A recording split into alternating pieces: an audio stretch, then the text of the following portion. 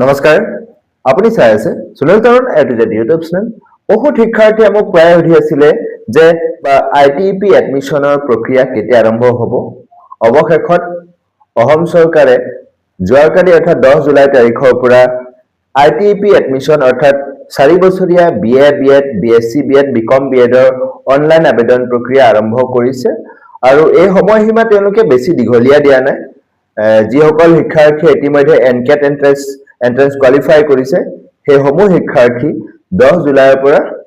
আপোনালোকৰ 16 জুলাই পৰ্যন্ত অনলাইন আবেদন কৰিব পাৰিব আৰু অনলাইন আবেদনৰ জৰিয়তে তেওঁলোকে প্ৰেফাৰেন্স ইনষ্টিটিউট সমূহ সিলেকশন কৰিব পাৰিব তাৰ লগে লগে তেওঁলোকে আকৌ 17-18 তাৰিখে তেওঁলোকে মেৰিট লিষ্ট পাবলিশ কৰি পেলাই 20-21 তাৰিখে ফাৰ্স্ট মেৰিট লিষ্টৰ এডমিশন কণ্ডাক্ট কৰিব সো তেনে ক্ষেত্ৰত এইবাৰ তেওঁলোকে যি এডমিশনৰ প্ৰক্ৰিয়া আৰম্ভ কৰিবলৈ গৈ আছে সো ইয়াত কিছু চেঞ্জেস আহিছে আপোনালোকে যদি যিবিলাক পলিসি আছে তেওঁলোকৰ ৰুলছ আছে সেই ৰুলছ বিলাক যদি ভালকৈ চাই যোৱা বছৰৰ তুলনাত তেওঁলোকে পৃথককৈ এবাৰ এডমিশনৰ প্ৰক্ৰিয়াটো আৰম্ভ কৰিব যেহেতুকে অসমত ইনটেক কেপাসিটি ইনক্ৰিজ হৈ গৈছে সো লাষ্ট ইয়াৰৰ তুলনাত ইনটেক কেপাসিটি এবাৰ বহুত হৈছে সো তেনে ক্ষেত্ৰত আপোনালোকৰ যি এডমিশনৰ প্ৰক্ৰিয়া কিছু চেঞ্জেস লৈ আনিছে সো এই চেঞ্জেসখিনি মই আপোনালোকক জনাই আছো প্ৰথমতে মই আপোনালোকক ক্লিয়াৰ কৰি দিওঁ কি চেঞ্জেস আহিছে এইবাৰ 2026-27 শিক্ষাবৰ্ষৰ কাৰণে এনকেট এন্ট্ৰেন্স কোৱালিফাই কৰা শিক্ষাৰ্থীসকলৰ কাৰণে আইটিপি এডমিশনত বিএ বিএড হওক বা বিকম বিএড হওক বা বিএসসি বিএড হওক কি চেঞ্জেস আহিছে সো চেঞ্জেস এইটোই যে এইবাৰ ইনটেক কেপাসিটি ইনক্ৰিজ হৈছে 52খন ইনষ্টিটিউট আছে অল ওভাৰ আসামত 52খন ইনষ্টিটিউশন প্ৰাইভেট ইনষ্টিটিউশনে গভৰ্নমেন্ট ইনষ্টিটিউশন হয় আৰু এই ইনষ্টিটিউশন বিলাক গভৰ্নমেন্ট যদিও আপোনালোকে সেলফ ফাইনান্স কোৰ্স হয়টো সেই কাৰণে আপোনালোকে ফিজটো দিব লাগিব বা ফিজটো আপোনালোকে যেটো প্ৰথম সোৱাত আপোনালোকৰ সেলফ ফাইনান্স কোৰ্স হেতুকে আপোনালোকে এই ফিজটো পে কৰিব লাগিব তেনে স্থলত আপোনালোকে নিযুত মইনা আঁচনি বা নিযুত বাবু আঁচনি কোৰ্সটো এডমিশন ললে লাভ কৰিব না নাই হেটো যদি আমি চাবলৈ যাওঁ তেতিয়ালে অফ কোৰ্স আপোনালোকে নিযুত মইনা আঁচনিও লাভ কৰিব নিযুত বাবু আঁচনিও লাভ কৰিব হয় আৰু এই নিযুত বাবু বা নিযুত মইনা আঁচনি আপোনালোকে কেৱল আপোনালোকৰ বিএ অৰ্থাৎ ইউজি কোৰ্সটোৰ কাৰণে লাভ কৰিব বিএ বিএড যদি আপুনি লৈছে বিএ টোৰ কাৰণে লাভ কৰিব বিএসসি বিএড যদি হয় বিএসসি পৰ্যন্ত আপোনালোকে লাভ কৰিব বিকম বিএড যদি হয় বিকমৰ কাৰণে আপোনালোকে লাভ কৰিব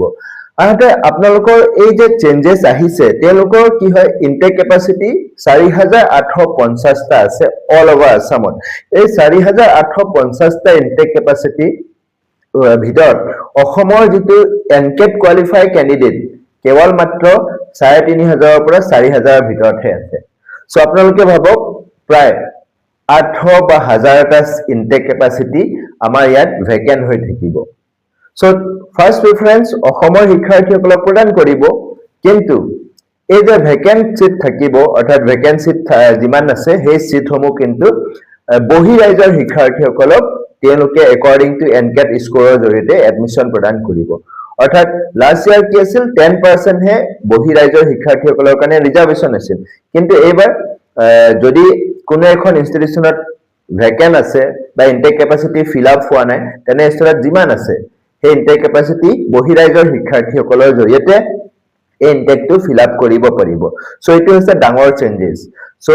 আপোনালোকে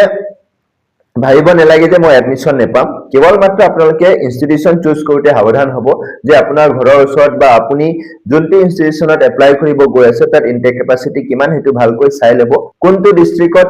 কিমানখন ইনষ্টিটিউট আছে বা কোনটো ইনষ্টিটিউচনত বিএ আছে বা কোনটো ইনষ্টিটিউচনত বিকম আছে কোনটো ইনষ্টিটিউচনত বিএসসি আছে এটা যদি আপুনি এতিয়া পৰ্যন্ত জনা নাই অফ কোৰ্স ডেসক্ৰিপচনৰ মই লিংক দি দিছো ইনষ্টিটিউচন লিষ্ট যত আপোনালোকে নিজে চাই ল'ব পাৰিব সো তেনে ধৰণে আপোনালোকে আপোনালোকৰ প্ৰেফাৰেন্স ইনষ্টিটিউট ইনটেক কেপাসিটি চাই পেলাই আপোনালোকে চুজ কৰিব পাৰিব এতিয়া মই ইতিমধ্যে স্কলাৰশিপৰ কথা কৈছো যে নিযুত মইনা আঁচনি লাভ কৰিব নিযুত বাবু আঁচনি লাভ কৰিব তাৰ উপৰিও এনএসপি পৰ্টেলত আপোনালোকে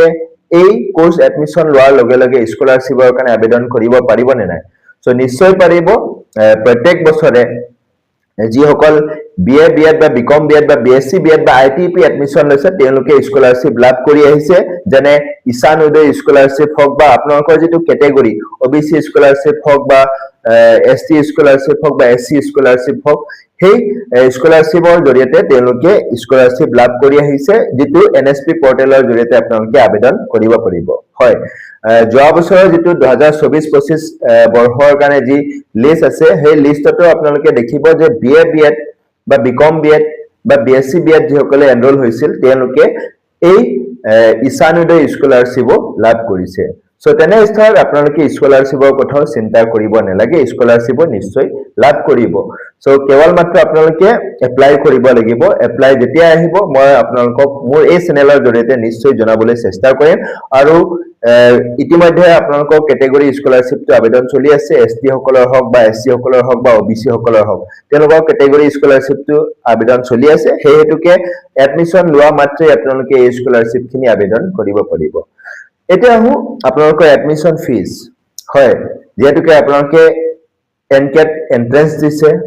ITP এডমিশন লম বুলি আপোনালোকে এতিয়া অনলাইন আবেদন কৰিছে ইনষ্টিটিউচন সমূহত থ্ৰু সমৰ্থ পৰ্টেল আৰু এই অনলাইন আবেদনৰ জৰিয়তে আপোনালোকে মেৰিট লিষ্টত যদি আপোনালোকৰ নাম আহে তেতিয়াহলে সেই পাৰ্টিকুলাৰ ইনষ্টিটিউচনত আপুনি এডমিশন ল'ব লাগিব আৰু এডমিশন লোৱা মাত্ৰে আপুনি ফিজ দিব লাগিব সো তেনেস্থলত আপোনালোকৰ যিটো ফিজ ফাৰ্স্ট সেমিস্টাৰ কোনো ইনষ্টিটিউচনত এটা সেমিস্টাৰৰ কাৰণে এটা ফিজ লয় কোনো ইনষ্টিটিউচনত পাৰ ইয়াৰ এডমিশন পাৰ ইয়াৰ তেওঁলোকে ফিজটো কালেক্ট কৰে যদি কোনো ইনষ্টিটিউচনত পাৰ ইয়াৰ তেওঁলোকে ফিজটো কালেক্ট কৰে তেনে স্থলত তেওঁলোকে 50000 টকা পাৰ ইয়াৰ পৰিব যেটো তেওঁলোকে 30000 টকা এডমিশনৰ টাইমত দিব লাগিব আৰু কোনো ইনষ্টিটিউচনত পাৰ সেমিস্টাৰ এডমিশন ফি বা ফিজ সমূহ দিব লাগে যদি পাৰ সেমিস্টাৰ হয় তেতিয়াহলে 25000 ৰ পৰা 30000 টকাৰ ভিতৰত আৰ্টছত কিছু ইনষ্টিটিউচনত 22000 23000 হৈ যাব কিন্তু সায়েন্সত হেতু 25000 বা 28000 টকা হ'ব সো আপোনালোকে যদি এভাৰেজ যায় তেতিয়াহলে 25000 টকা এডমিশন ফিজ ধৰি লওক 25000 টকা লাগিবই 25000 টকা পাৰ সেমিস্টাৰ আপোনালোকৰ প্ৰয়োজন হ'ব তেনে স্থলত তেতিয়াহে আপোনালোকে এডমিশনৰ প্ৰক্ৰিয়াটো কমপ্লিট কৰিব পাৰিব হয় এইটো আছে আপোনালোকৰ এডমিশন ফিজ বহুতে হদি আছে যে ডকুমেন্টস কি লাগিব সো ডকুমেন্টসটো আপোনালোকক যদি ক্যাটেগৰি হয় মানে ৰিজাৰ্ভেশন লাগে তেতিয়াহলে ক্যাটেগৰি সাৰ্টিফিকেটটো লাগিবই আৰু OBC ক্যান্ডিডেট সকলৰ কাৰণে NCL টো কম্পালসৰি NCL নহলে OBC সিটত এডমিশন লাভ নকৰে so NCL compulsory NCL produce কৰিবই লাগিব ডিউৰিং ডকুমেন্টস ভেৰিফিকেশন আপোনালোকে NCL টো প্ৰডিউস কৰিব লাগিব সো এইটো আছিল আপোনালোকক জনাবলগীয়া ইনফৰমেশন আৰু আশা কৰিছো আজিৰ এই ভিডিঅ'টিৰ জৰিয়তে আপোনালোকে ITP এডমিশন BA BEd বা BCom BEd বা BSc BEd ৰ সম্পূৰ্ণ তথ্য লাভ কৰিছে বা মোৰ কিবা যদি ৰৈ গৈছে বা আপোনাৰ যদি কিবা কোৰিজ আছে তেতিয়াহলে অফ কোৰ্স কমেন্ট সেকশন আপোনালোকৰ বাবে লগতে ডেসক্ৰিপচনত মোৰ ফেসবুক পেজ WhatsApp চেনেলৰ লিংক মোৰ পাৰ্সোনেল মেইল আইডি দিছো যত আপোনালোকে মোৰ সৈতে পাৰ্সোনেলি যোগাযোগ কৰিব পাৰিব হয় যদি শেষলৈকে চাবৰ বাবে আপোনাক অশেষ ধন্যবাদ জয় আহোম